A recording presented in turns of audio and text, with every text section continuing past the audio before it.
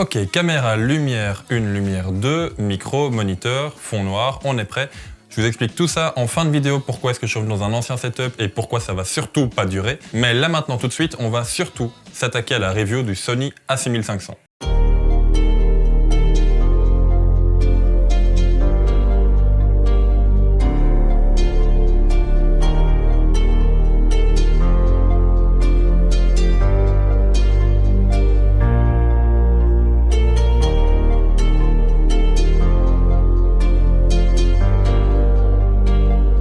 Bonjour tout le monde, je suis Pierre, vous êtes bien dans un nouvel épisode des éleveurs de pixels.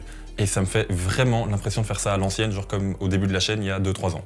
Mais bref. Aujourd'hui, comme je vous l'ai dit, Sony m'a envoyé pendant près de 2 mois le Sony A6500 avec une optique 16-70 ou 16-70 si vous êtes français, qui ouvre à f4, c'est un équivalent 24-105 si j'ai pas de bêtises. J'ai eu la chance d'avoir ce petit boîtier de début janvier jusqu'à maintenant, on est fin février.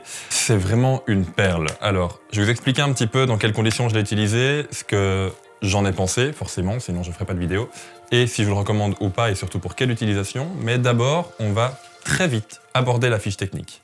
Alors, j'ai pris quelques notes parce que vous me connaissez, je ne retiens pas tout ça par cœur. Le Sony A6500 est sorti début 2017. C'est un hybride haut de gamme après le A6300, et je pense même qu'ils ont sorti un A6000. Du coup, je sais pas trop ce qu'ils vont faire pour le prochain, A6800. Bref, on s'en fout. C'est un hybride avec un capteur APS-C de 24 millions de pixels. Personnellement, j'ai pas fait énormément de photos avec, mais bref. Il a un stabilisateur mécanique. Le capteur est stabilisé sur 5 axes. C'est terrible. Pourquoi il n'y a pas ça chez Canon? Il a une sensibilité ISO juste dingue, on en parlera un peu plus après. Il peut filmer en 4K jusqu'à 30 images secondes et en 1080p jusqu'à 120 images secondes. 120 images secondes, oui. Pour le reste, il enregistre sur une seule carte SD, dommage. Il a une connexion Wi-Fi, il pèse un peu moins de 500 grammes, boîtier nu forcément. Il a un écran plus ou moins amovible, c'est-à-dire que c'est pas un écran qu'on va pouvoir retourner pour se filmer comme ça, c'est un écran qui est juste amovible dans ce sens-là. Voilà, c'est déjà franchement sympathique pour la plupart du temps. Et en plus, son écran est tactile, et oui, je viens de taper sur l'appareil. Je vais aller doucement quand même.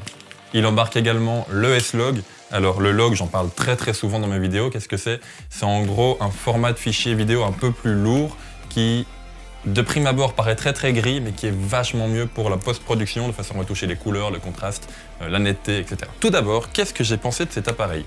Quand je l'ai pris en main, j'ai été assez étonné du fait qu'il soit vraiment tout petit. Bon, forcément, c'est leur gamme de petits hybrides, donc si c'était plus grand, ce serait un peu bizarre, mais d'avoir un appareil où je sais que de base, il fait de super bons résultats de cette taille-là, c'est assez impressionnant, n'empêche. Alors, comme je vous l'ai dit, je l'ai surtout utilisé en vidéo, je l'ai très peu utilisé en photo, tout simplement parce qu'en photo, j'aime beaucoup shooter avec le viseur, et là, c'est vraiment un point qui, pour moi, est négatif. Le viseur est tout petit, et le fait qu'il soit décalé sur le côté, ça m'a vraiment gêné. Je pensais pas que ce serait à ce point-là, je me suis dit que ouais, c'est jamais qu'une place sur le viseur, mais là, j'ai ressenti un truc qui me gênait un peu. Si je dois vous donner mon ressenti sur la prise en main du boîtier, c'est franchement un très bon boîtier, bien équilibré, très compact, il tient bien en main. Il y a juste 2-3 petites choses que je comprends absolument pas. Et la première, et c'est pour moi la pire de toutes sur ce boîtier, l'emplacement du bouton REC, il est ici sur le côté. Pourquoi le bouton REC est là? Je comprends pas. Je me suis dit que du coup ce serait juste une question d'habitude, mais pour l'avoir donné, pour l'avoir prêté à quelques amis sur d'autres tournages, ils m'ont dit également, qu'est-ce que le bouton REC fout là? Pourquoi est-ce qu'il est sur le côté? Ce serait plus simple de le mettre directement sous le pouce quand on le tient, ou je sais pas moi, à côté de l'index, ou de le mettre sur un bouton personnalisable ou quoi. Enfin, à la place en tout cas, mais pourquoi est-ce que de base le bouton REC est mis sur le côté comme ça? C'est pas pratique du tout. Là, franchement, c'est un énorme point négatif parce que non seulement il est mal placé, mais en plus, je trouve qu'il est plus fin que les autres. C'est-à-dire que quand on appuie dessus, on n'a pas l'impression d'avoir appuyé dessus en fait. Donc, je me suis souvent demandé si, au moment où j'appuyais dessus, tiens, j'ai le réflexe de regarder en me disant, est-ce que j'enregistre vraiment? Est-ce que ça a vraiment pris en compte le fait que j'appuie dessus? C'est tout con, mais pour un boîtier qui, je trouve, se destine pas mal à la vidéo de par ses caractéristiques, l'emplacement du bouton REC, enfin soit, c'est jamais qu'un détail, on fait avec, une fois qu'on est habitué, ça passe. L'autonomie de la batterie est vraiment bonne, la batterie se trouve à côté de la carte SD, c'est une toute petite batterie évidemment. On peut venir recharger l'appareil en USB, je ne sais pas c'est lequel, USB mini, USB micro, je sais jamais c'est lequel, celui qu'on trouve sur le téléphone. Du coup, vu que c'est le même câble que nos téléphones, on en trouve partout. Désolé pour ceux qui ont un iPhone, mais bref, c'est vraiment le même câble. Du coup, il m'est arrivé souvent de le charger dans la voiture, sur mon PC ou quoi. Ça m'a dépanné, franchement. Et pour le reste, pour moi, il a tout ce qu'il faut. Juste un deuxième point négatif en plus du bouton, c'est qu'il n'a pas de prise casque. Il a une prise micro, Heureusement, vous me direz, mais il n'a pas de prise casque, ce qui fait qu'on n'a pas de retour audio disponible directement sur le boîtier. C'est un autre point un peu dommage, de nouveau, pour un boîtier qui se destine à la vidéo. Pour moi, c'est essentiel. Ce serait quand même dommage c'est pour moi dommage quand même de faire l'impasse sur ça. Mais bon, est-ce que je suis dans le flou là? Oui, on dirait, hein. Je m'avançais un peu du coup. Ouais. Bon, tout ça, c'était pour la prise en main du boîtier. On retrouvera énormément de boutons à l'arrière. Il y a 3 ou 4 boutons personnalisables, je pense. 3, j'en vois ici, ouais. Il y a énormément de boutons pour tout avoir très rapidement à portée de main.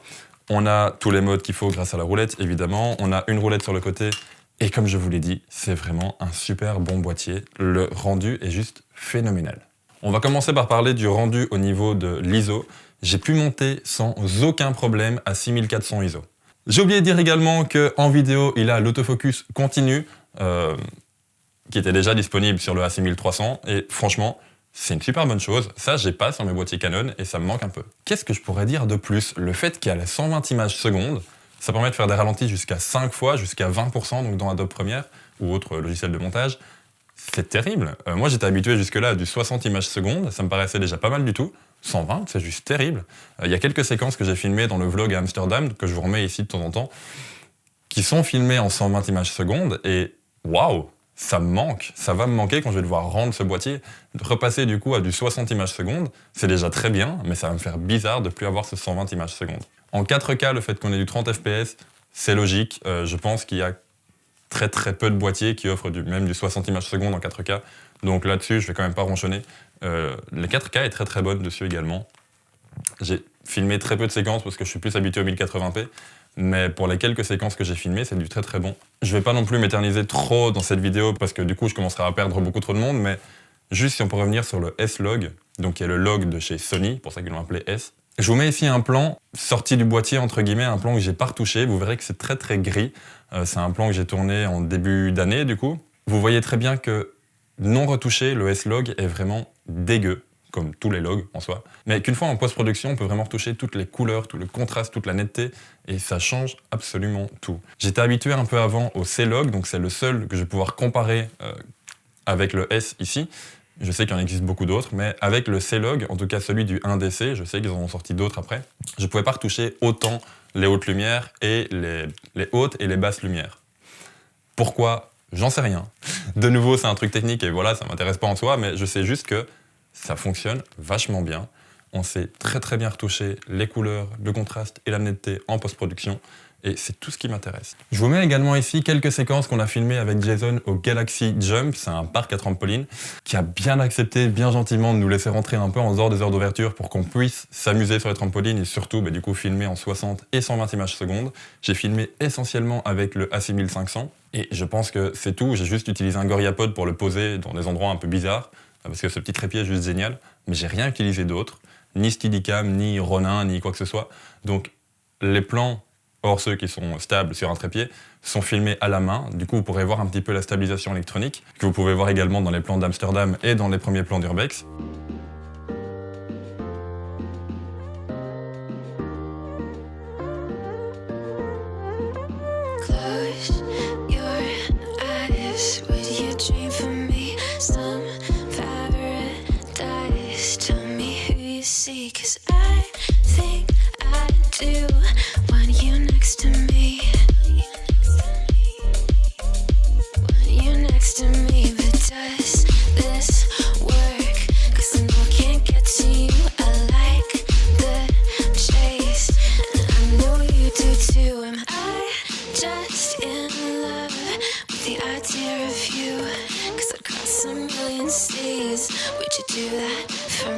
Mais bref, du coup, ce petit boîtier est juste une vraie tuerie. On peut le trouver aujourd'hui aux alentours des 1000-1200 €. C'est un boîtier que je vous conseille vraiment si vous souhaitez faire de la vidéo, que ce soit chez vous ou vraiment en style vlog, parce que de par sa petite taille, on peut vraiment l'emmener partout.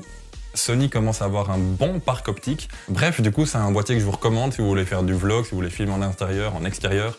C'est vraiment un super bon boîtier. Il peut monter en ISO presque partout comme on veut. Le 120 images secondes, c'est juste génial pour faire des ralentis. Une fois qu'on y a goûté, c'est chaud de faire marche arrière. L'autofocus en vidéo pour se filmer, c'est juste terrible. La preuve, hein, ça me manque ici, de temps en temps j'ai des plans flous.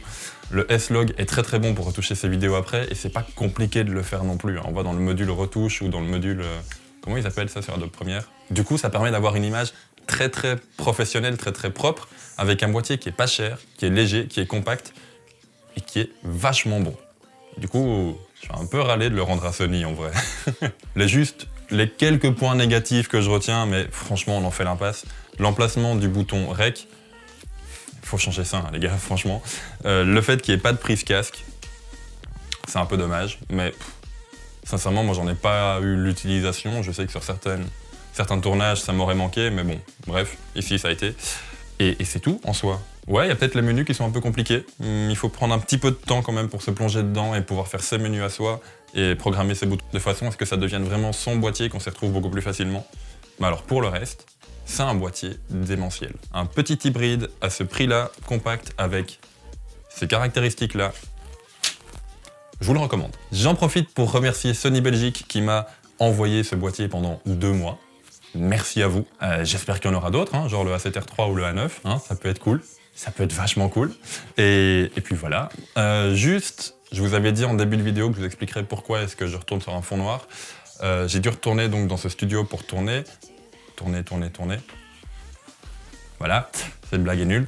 Mais bref, rassurez-vous, je vais prendre un peu de temps pour me créer vraiment un beau fond parce que le fond noir, j'en ai complètement marre. Le problème, c'est que derrière, il y a juste un mur gris, donc c'est encore moins beau que le fond noir. Ouais, c'est possible. Je vais prendre une petite semaine pour aller, genre, je sais pas moi, chez Ikea pour trouver des meubles ou quoi, et faire un fond plutôt correct. Cette vidéo est déjà beaucoup trop longue en soi. Encore un énorme merci à Sony Belgique et, tant que j'y suis, Galaxy Jump, de m'avoir permis de réaliser cette vidéo, tant pour le matériel que pour l'endroit où on a pu filmer. C'était vachement cool. Et puis voilà, nous on se retrouve bientôt pour une nouvelle vidéo. C'était Pierre, pour les éleveurs de pixels. Ciao!